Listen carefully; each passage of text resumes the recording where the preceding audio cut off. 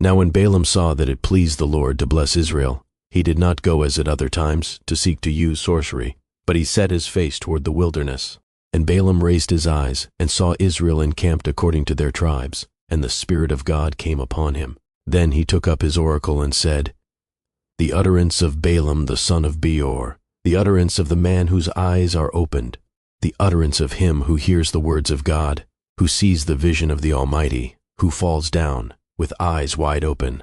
How lovely are your tents, O Jacob, your dwellings, O Israel, like valleys that stretch out, like gardens by the riverside, like aloes planted by the Lord, like cedars beside the waters. He shall pour water from his buckets, and his seed shall be in many waters.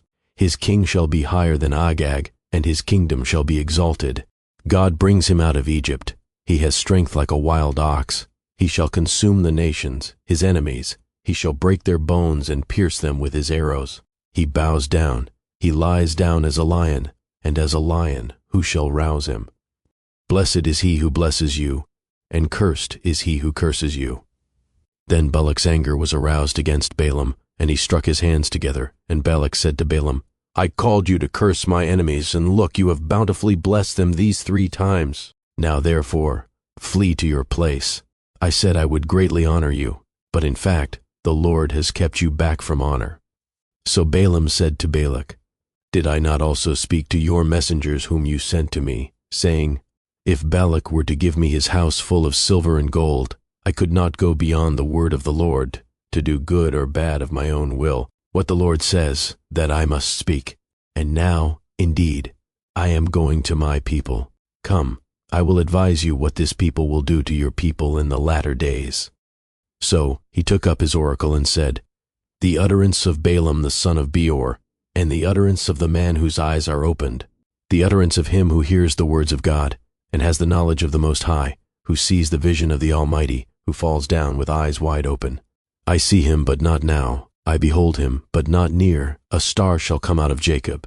A scepter shall rise out of Israel, and batter the brow of Moab, and destroy all the sons of tumult. And Edom shall be a possession. Seir also, his enemies, shall be a possession, while Israel does valiantly. Out of Jacob one shall have dominion, and destroy the remains of the city. Then he looked on Amalek, and he took up his oracle and said, Amalek was first among the nations, but shall be last until he perishes. Then he looked on the Kenites, and he took up his oracle and said, Firm is your dwelling place, and your nest is set in the rock. Nevertheless, Cain shall be burned.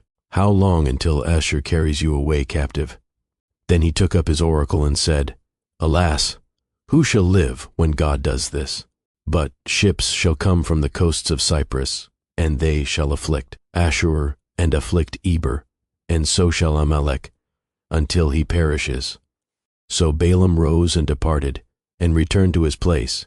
Balak also went his way.